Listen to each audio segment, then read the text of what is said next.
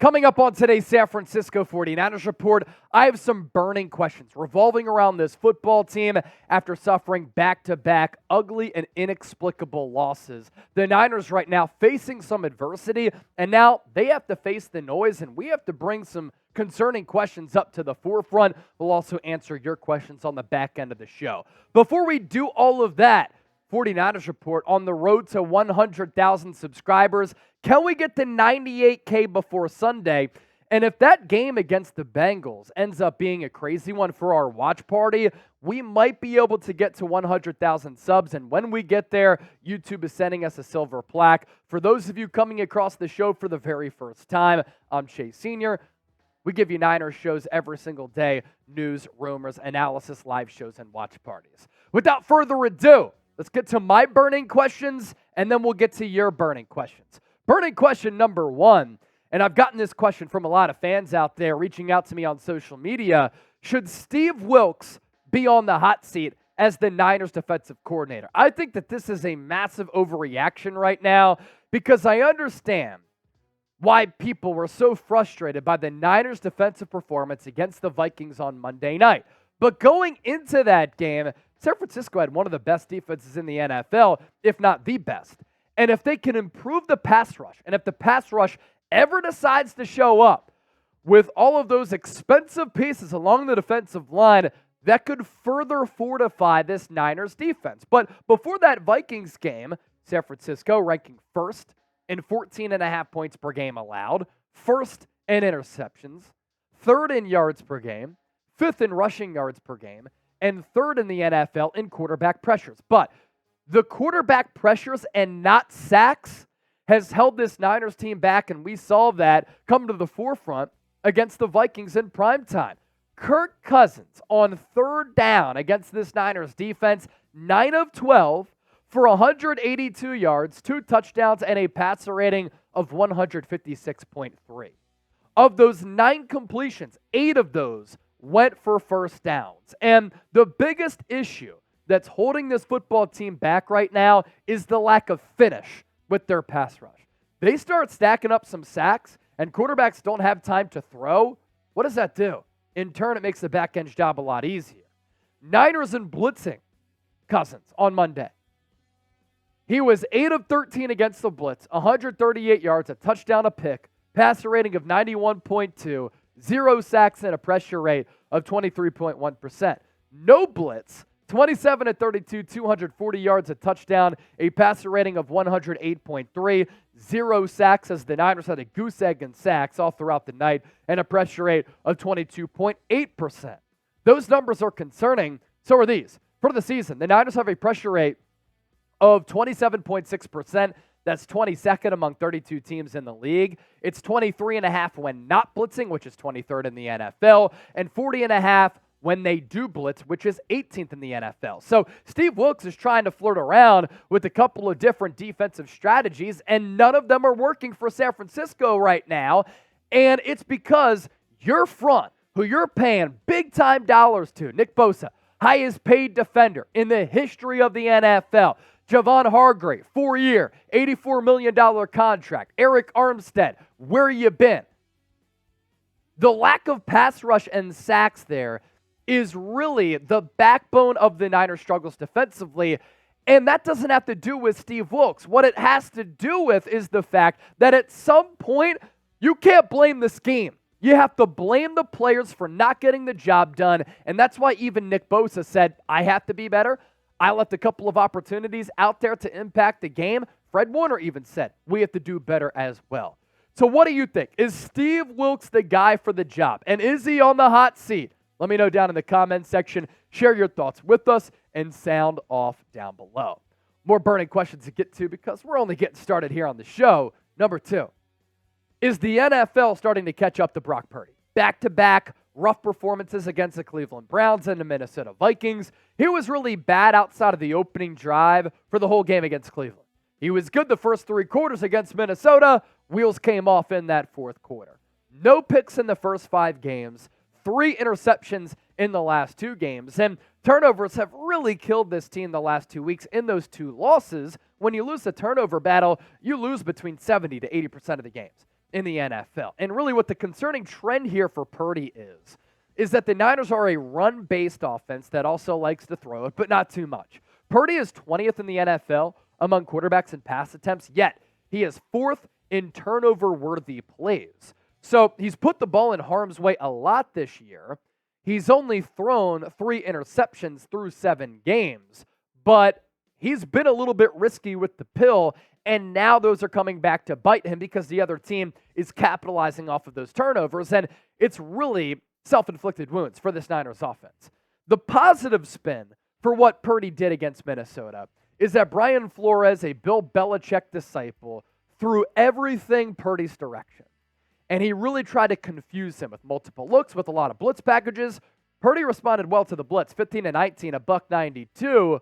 But then the Vikings late in the game with the Niners down by 5, final 2 drives, Purdy looking to give the Niners the go-ahead touchdown to potentially win the game and steal it in Minneapolis.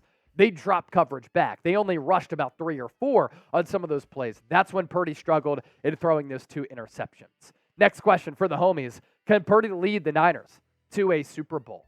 W for yes, L for no. I'm still a believer in Purdy because I think his play has been very, very impressive up to this point. Every quarterback throughout the course of NFL history has hit a rough patch at some point, and I think it's better for that rough patch for Purdy to be happening right now as compared to in the thick of a playoff race or in the playoffs. Burning question number 3. Did the Niners need to make another trade? This is really one of the pressing questions after back-to-back losses because some of the weaknesses on this team have really come to the forefront. They haven't pass protected well. They haven't been able to run block well. They can't stop the run. They can't stop the pass. They can't get that pass rush going as far as sacks go. So I want to take a look at some trade candidates here for the Niners. And first, you talk about former Niners all on the same team with the Denver Broncos. If you're looking for cornerback help, K'Wan Williams only left the Bay because he maximized with the Niners and earned a big payday with Denver. But Denver might look to shed that salary. And could you bring in a player who's very familiar with this organization and elements of this defensive scheme? That'll help you against the pass for sure. And it'll help Mooney Ward on that outside. If you want to try to fortify your rushing defense and stopping the run, which you've been bad at the last 2 weeks, could you bring back DJ Jones, who signed a nice little bag with the Denver Broncos as well? That's a player that could impact this team who's also played well for San Francisco. I know a lot of you are going crazy right now and your skin is crawling at the thought of bringing back Mike McGlinchey. But what if I told you that he's an upgrade over Colton McKivitz and he improves his football team? Now, I'm not doing that because he signed that massive deal with the Broncos in free agency. And frankly, I don't think he's worth $17 to $18 million per year. But that is an option for a former Niner to come back to the Bay for a team that might be selling. There are star trade targets too. If you want to get bold going into the NFL trade deadline, I love Brian Burns. I think that Nick Bosa would start to pick up those sack numbers if he has some more help on that other side. Randy Gregory, cute move, right? Good depth piece. He's not Brian Burns, who has 9 sacks every year that he's been in the league except for 1, and he's still only 25 years old. Patrick Surtain and Mooney Ward would give you one of the best cornerback duos in the NFL, and that's the case if you trade for Surtain or Jalen Johnson. Budda Baker is fascinating because everybody thinks of him as a safety, which he is. He's just an all-around weapon who could play in the box, in the slot nickel, play a little bit of linebacker, and also play safety. That's a weapon I'd love to see Steve Wilks get creative with. And then Danielle Hunter. We saw him play really well against San Francisco on Monday night. Going into Week 7, he led all rushers in sacks with 8 of them. There are also affordable trade targets that the Niners could look to go after. Yannick Ngakoue is one of them. Every year that he's been in the NFL, he's had at least 8 sacks. Playing on a bad Chicago Bears defense right now. Only has a couple of sacks and a few pressures this year. But could a player who's only 28 years old, who's been a pass rush specialist in his career, give you something to help out Nick Bosa a little bit? He's awful against the run, so he doesn't help you there. But the sack numbers have been there throughout Ngakoue's career. And then Cody Whitehair. This is a player with some pedigree. He's stuck on the bench for a bad Bears offensive line, a little bit of a red flag, but he's played and started 100 games at guard and center in this league and might be better than a Spencer Burford right now for this team. Next up, where the heck has Nick Bosa been? Now, for Nick Bosa, this is certainly an interesting conversation because he's one of the highest graded defenders in the game. He's gotten some quarterback hits, quarterback pressures, but for Bosa, he's played in all 7 games so far this year. 2.5 sacks is not going to get it done. And I know that he's getting shipped. I know that teams are double teaming him. I know that he could benefit from having another really top-tier edge rusher on the other side of that line of scrimmage, but you're the reigning defensive player of the year. You're getting paid as the highest paid non-quarterback in the history of football. These numbers have to get better for Bosa. He didn't partake in any training camp practices, any preseason, and maybe that handicapped him early in the year. That's not an excuse any longer. Number 97 has to play better, and that's what it comes down to. I've defended him up until this Vikings game. Now, we just got to stop making excuses. And then number 5, are the Niners in danger of letting a golden opportunity to compete for a Super Bowl slip away? I think the Philadelphia Eagles are the best team in the NFC right now, and let me explain why. The Eagles have the better quarterback. The Eagles have the better, or at least the same. They equal out as far as skill position players go. The Eagles have as good of a defense, and up to this point, a better defensive line with sack rate and pressure rate than San Francisco. I think coaching is pretty much a wash. So those are 2 very evenly matched teams. And you're jockeying now for the number 1 seed in the NFC so that you don't have to go to Philadelphia again. Well, the Eagles and the Chiefs, the only 2 teams in the NFL who have a 6-1 record this year. And because the Niners and Eagles are so evenly matched, where do I look for the edge to pick a winner? I'm looking at the trenches. And the Eagles kicked the Niners' ass in the trenches last year in the NFC Championship game. And this year with the Eagles' offensive line and their defensive line, they're better. That's what I believe the difference is. So if you continue to lose some of these games, you lose the opportunity for home field advantage in the NFC. You also might lose the ability to win the NFC West because the Seattle Seahawks are a very feisty bunch. And if the Niners play like they did the last 2 weeks, they will get beat by Seattle. I understand it's through week 7, and this is the all too early look at the playoff picture, but I do believe that these teams are the formidable teams that the Niners are competing with and against for playoff jockeying. If the season were to end right now, Eagles get the number 1 seed. The San Francisco 49ers wouldn't even get the number 2 seed. You know who that goes to? The Detroit Lions. And let me tell you this. In the wild card round of the playoffs, who would you rather face as the 2 seed? The Tampa Bay Buccaneers if you lock up number 2, but if you drop to number 3, a rematch with the Dallas Cowboys, hard-fought playoff games the last 2 years, they want to avenge that 42-10 loss. And that's a dangerous spot to be in the first round of the playoffs if you drop to 3 and you're taking on the 6-seeded Cowboys. Maybe you have to take on the Seattle Seahawks once again. Like, those are the types of things that we're talking about. This is a Super Bowl-ready roster. They have so much talent on both sides of the ball. You got to stop effing around and losing some of these winnable games. And if it turns into 3 consecutive losses going into the bye week, the sky's going to be falling in the Bay Area with the Bengals up next on the schedule. Coming up next, we're going to be taking your burning questions and your burning hot takes. But first, clap it up to Kudo. And let's welcome Kudo on board for being a brand new sponsor right here on the San Francisco 49ers Report. Protein popcorn to power up your day. Are you on the hunt for a new guilt-free snack? Meet Kudo, the official protein popcorn of the UFC. Kudo Popcorn's revolutionary cooking method allows each bag of popcorn to have 10 grams of whey protein isolate in every bag while still tasting absolutely delicious. Earlier today, I ate some of the white cheddar and the salty sweet kettle corn. Both of them were so good, and it tastes like a regular bag of popcorn. I didn't even really notice that there was all that protein in there, 10 grams to be exact.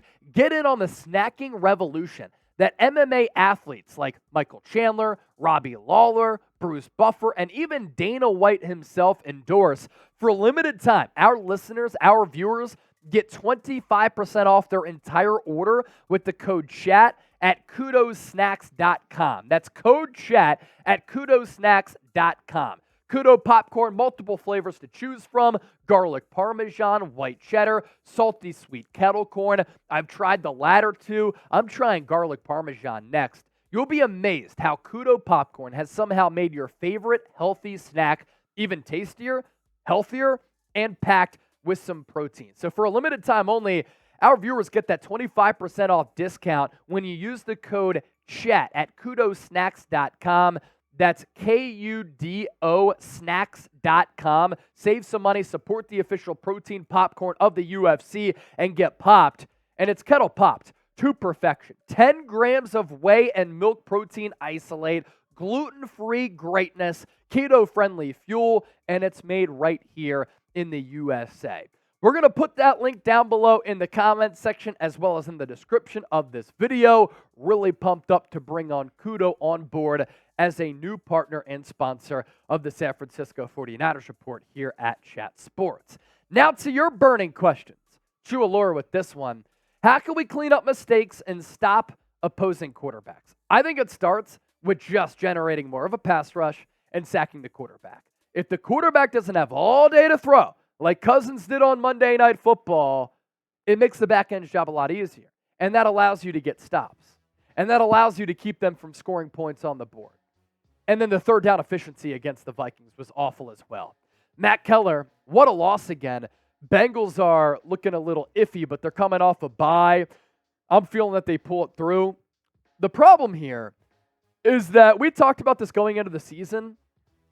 The Niners have a rest disadvantage in a lot of games this year. They played Cleveland off a bye. They played the Bengals off the bye. Not only does that allow those athletes to be fresher, faster, more crisp, that's an extra week to prepare for San Francisco. It becomes a massive game. Fred Warner even said it's a must-win against the Bengals. So it's a big one, no doubt, at Levi Stadium, because the bad vibes and the bad juju of suffering 3 straight losses going into the bye, that nasty distaste, it'll linger far too long. You win a game going into the bye, and a lot of people forget about what happened in weeks 6 and 7. John Wallace, $5 donation. The margin for error is small. It's very small. You already have 2 losses. I believe we can't have any more than 1 or pushing 2. NFC 3 losses, that affects your ability to get home field. It does. I mean, we looked at the playoff standings a little bit earlier. I understand that it's early in the process, but you're in danger of losing the number 1 seed. You're in danger of losing the advantageous number 2 seed, because then if the number 1 seed gets knocked off in the divisional round, you have home field advantage. You're in danger of losing the NFC West lead to a Seattle team that's feisty. They went on the road. They beat the Detroit Lions. They have some impressive wins this year. Yes, San Francisco swept them 3 times last year, but up until 2022, Pete Carroll had Kyle Shanahan's number in a big way, to a way that Kyle Shanahan has Sean McVay's number.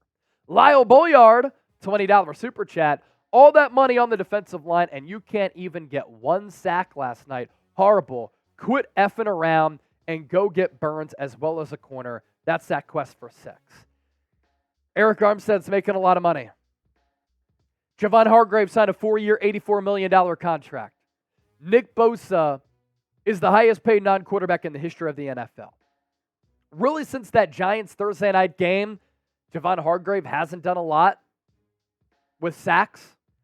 Nick Bosa has 2.5 sacks in 7 games this year, far off the pace that he had last year when he had 18.5 in the regular season. Sometimes sacks really do come in bunches, right? We keep waiting for those bunch of sacks to come for Nick Bosa to really help out this team, and they really haven't come. You know, he did have that one big sack against P.J. Walker 2 weeks ago, which was a huge sack that you thought may have won the Niners the football game until they squandered that opportunity away. But look, plain and simple, as Lyle said, the pass rush has to be better because it changes everything else on the second and third level for your defense. That's why I would get aggressive for Brian Burns. That's why I would get aggressive in trading for a Patrick Surtain or a Jalen Johnson. I'm trying to upgrade this defense because they're getting a little bit weak at some of these really important positions, and they're getting exposed right now. Edward Willis, 5. I don't understand why Jordan Mason can't rotate. Look, Christian McCaffrey played every single game on Monday Night Football. He was pretty much questionable all throughout the week. Has a small tear in his oblique. And that tells me that this coaching staff clearly doesn't trust Jordan Mason, even though what he did 2 weeks ago I thought was really impressive with how he ran it.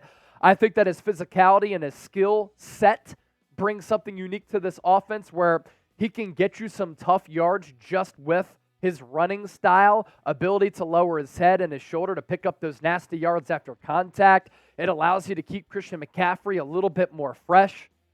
Jordan Mason's a solid player. Now, the Niners might look at some of the game tape and say, he can't pass protect, he's missing assignments, he's going to get our quarterback killed, and that might be a reason, as to why Brock Purdy, or why Jordan Mason isn't playing all that much.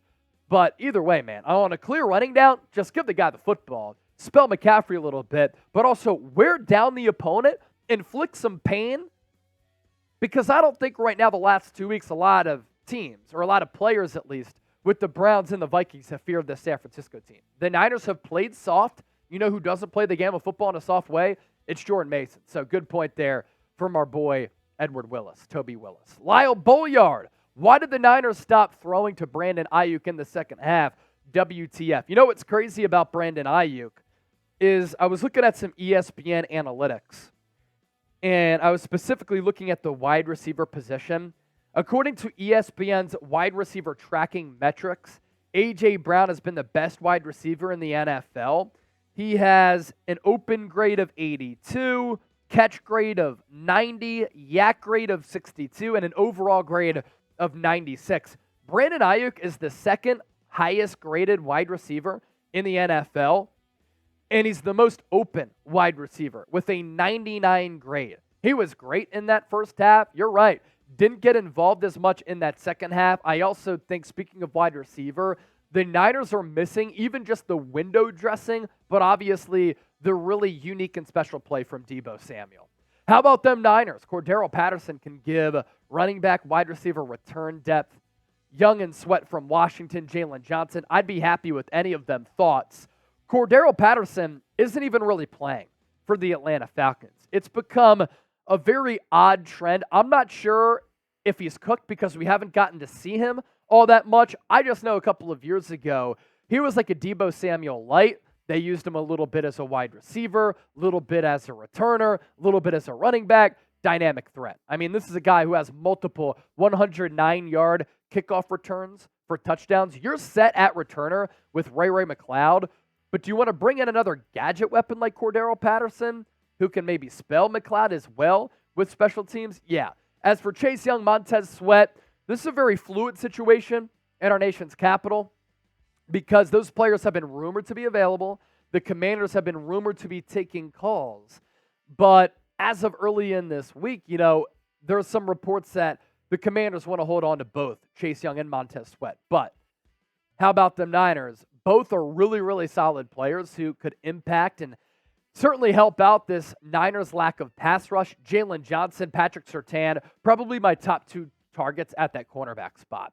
Logan, do you think Brock Purdy's struggles come from a lack of being clutch or simply lack of experience in such situations? I don't think it's a lack of clutch gene. You look at what he did against the Cleveland Browns 2 weeks ago, and Jake Moody, if he didn't miss that field goal, you know what the conversation is? Wow, Brock Purdy overcame some hurdles. Brock Purdy overcame some choppy seawater. He overcame some adversity. And even though he played awful up until that final drive, what did he do when the game was on the line? He drove San Francisco right down the field. And if it wasn't for mismanagement from Kyle Shanahan, who I thought could have gotten the ball closer for Jake Moody, if Moody hits that kick, we're talking about a go-ahead, game-winning clutch drive from Brock Purdy. I thought he was going to work the magic on Monday Night Football. I really, really did. But here's the thing. Played well against the blitz against Minnesota. Had some touch and accuracy, layering balls in there to that second window. I thought he was indecisive. The picks were bad. There's no doubt about it. He's going through a little bit of a rough patch right now. Can he overcome it? I hope so, because the Niners Super Bowl hopes certainly hinge on that. But I just think it's more of not being experienced. And for the first time in his NFL career, he's facing some adversity. And I want to see how he responds to this. This is character-building opportunities at the forefront here for Purdy. Thanks for those hot takes, those burning questions, and your feedback on the show. If you haven't subscribed, do so right now by hitting that sub button down below, or you see the link down below, youtube.com/49ers TV.